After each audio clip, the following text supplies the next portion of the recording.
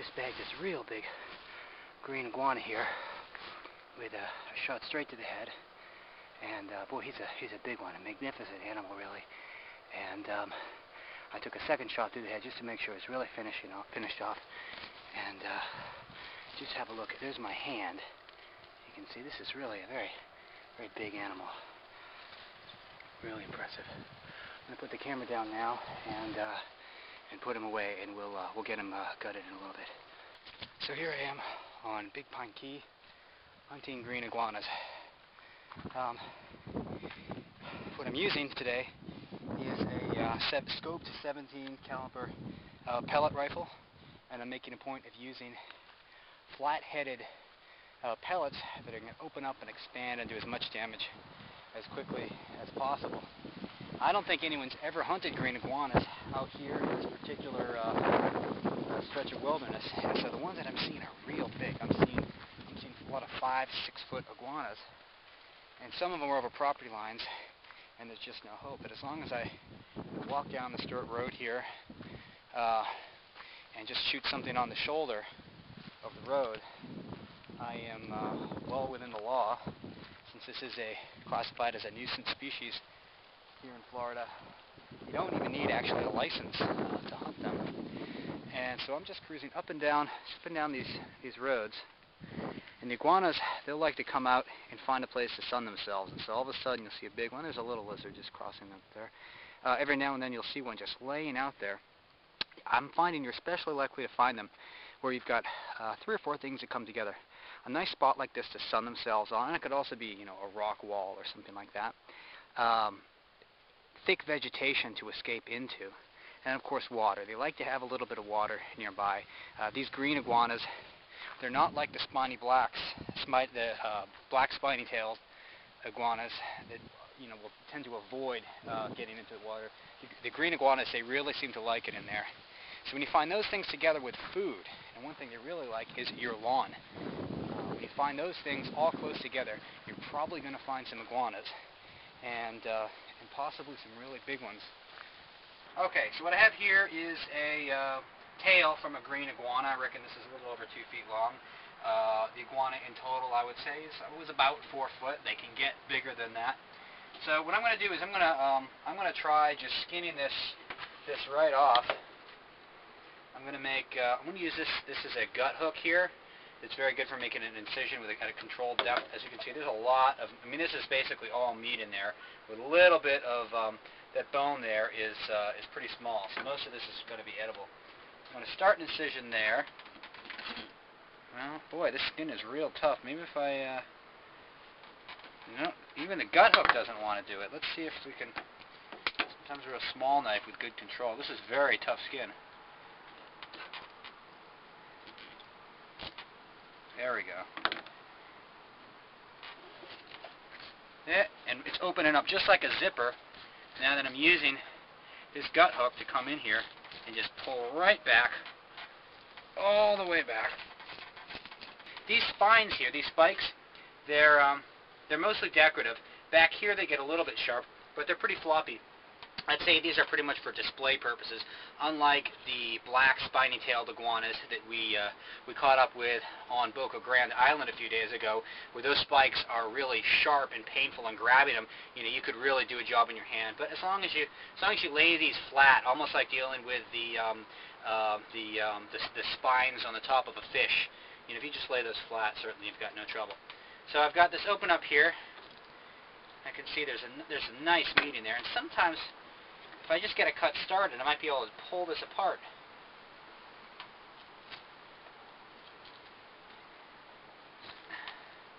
And this is real thick, nice hide. I would think, this could be stripped off the entire iguana and tanned and made into boots or belts or anything else like that you might want.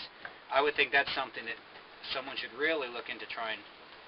It would just be good to find one more use for this invasive species. Alright, I've got this cut started. No, it's not pulling apart. This isn't like dealing with a deer hide where you can just pull it right off. It's so thick, it's so scaly, I almost feel like I'm handling dinosaur meat here. I can't imagine that it would be very different from this. This is a mixture of, some of it's light meat, some of it's dark meat.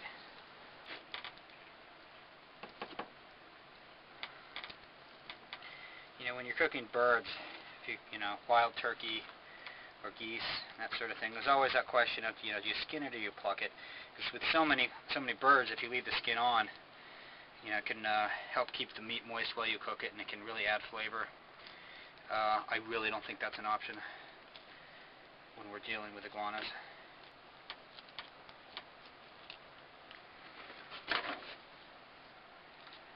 Boy, that's just very tender, pale meat right there. You could do any number of things with that. Having finished skinning out the tail, we're going to go after some of the other meat that's in the quarters, in the limbs of the iguana. When I was getting these off, which was not on camera unfortunately, but with this much bigger iguana than the spiny tails that we were dealing with the other day, I mean, the bones are a little heavier, a little more resistant when you're taking them off. And the way to do that on the forelimbs, what I found is to take a knife, and just like if I was quartering a deer, I would bring a cut up from under here to get the limb off the most easily. You're in for a lot more work coming from up here down when you're butchering. And iguanas seem to be the same way. If when I came in on the cut and worked my way up, they just, you know, that shoulder blade just lifts right off. Whereas if you try to go in from above, it's going to be a lot more work. And I don't think this matters as much for the smaller iguanas, but when you're talking about a pretty big one, I think that really does make a difference. Well, I'm going to try using the gut hook again, just like I did on the. I'm going to do one of these big ones here, just like I did on the tail. Boy, that's just very tender meat. And I'm pretty sure what we're looking at here, I believe, is a male, since we've got those mating pads there. And there we go. Open it right up, like a great big frog's leg. Although most of you probably haven't eaten frog's legs. They're very much like this. That's a pretty good amount of meat on there, I have to say. Real soft, pale meat there. It's going to be maybe a little bit harder than the tail meat to separate from the hide without losing a lot of that meat.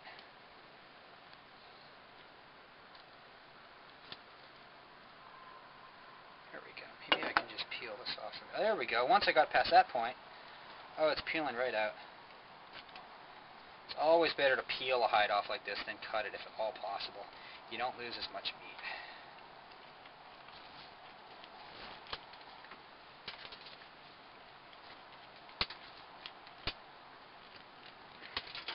I need to miss out. We've got another connection with the hide over here that I see. There we go.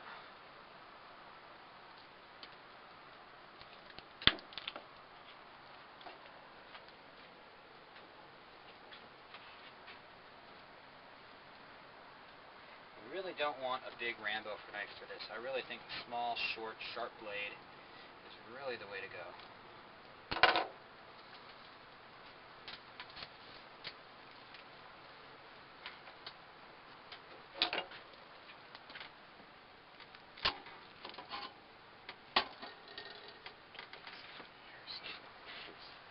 Those things go flying, we won't have it. Yeah.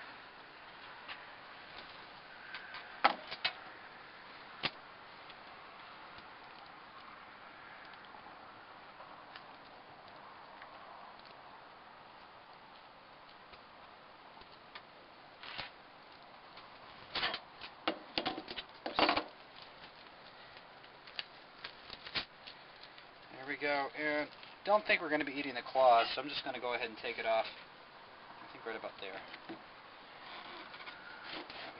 Let's see if we can chop it. Yep, we can chop it.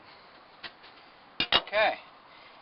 You know, I think you could cook this. You could even do this like, you know, you could do this like barbecue chicken wings, you know, or like buffalo wings. And for a little extra excitement, you could leave the claws on, maybe. But boy, that's such tender meat. You could do it like fried chicken. Do all sorts of things with that. What I've done is I've taken the meat off of a hind quarter and a forequarter here. I've just stripped it right off the bone. And as you can see, the dark meat and the light meat are really just all sort of mixed up together, which is a little different. I've never seen anything like that on any other type of meat I've worked with, including the black spiny-tailed iguanas. And we don't have a meat grinder since we're doing this inside of a pop-up trailer, actually, with a pretty minimal kitchen. So what I'm doing is just slicing this up real small. I'm going to turn this into, I'm just going to cut it up as small as I can, and we're going to use this in a pasta sauce, a ragu style, an American interpretation of ragu style. I'm going to go a little heavier tomato than a traditional ragu would involve. And I'm just dicing this up real small. I'm making the pasta sauce now. I've got some onions that I've diced up, and I'm caramelizing them. And then I'm going to add my my minced garlic here. And when that's ready, I'm going to put the iguana meat that's all nicely chopped up in there to brown in the pan. And then I'm going to add my tomatoes and everything else, and we're going to have iguana pasta. All right, I just put my iguana meat in there. I'm going to brown it in here. See what this smells like. Set it up with these onions and garlic that I already had in there.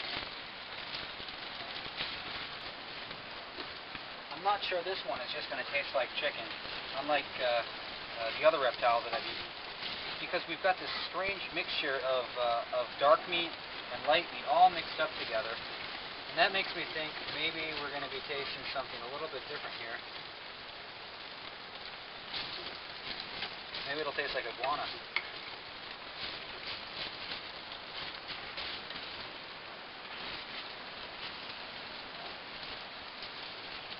Of course, the question is with that light meat and dark meat all mixed up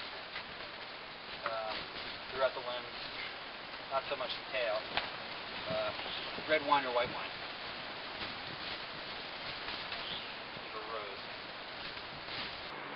Well, we've got our iguana pasta sauce here that we just made on our little RV kitchenette here. And I'm going to find out what green iguana pasta sauce tastes like.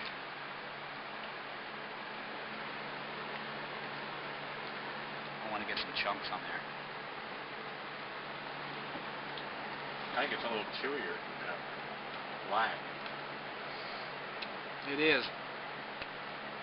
Although I might have overcooked it a little bit. Maybe I was too cautious in when I was browning it. Maybe I overdid a little bit. It is a little bit chewy. That light blew out again.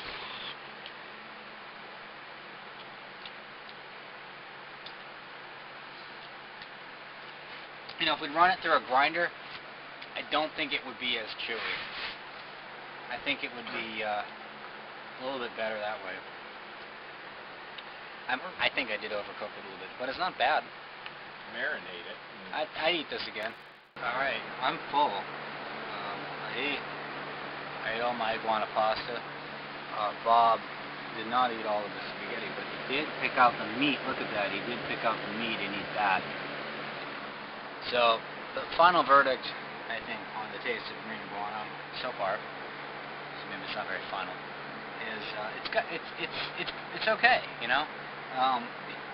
The way that I cooked it, it didn't turn out really as well as the black spiny-tailed iguanas that we had made into tacos the other day.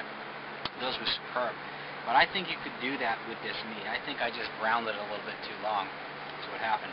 It was just a bit chewy. It was still okay. It was like, you know, you could make the same mistake with chicken. So, this has potential. I definitely want to try and get some more of these guys and keep experimenting with them.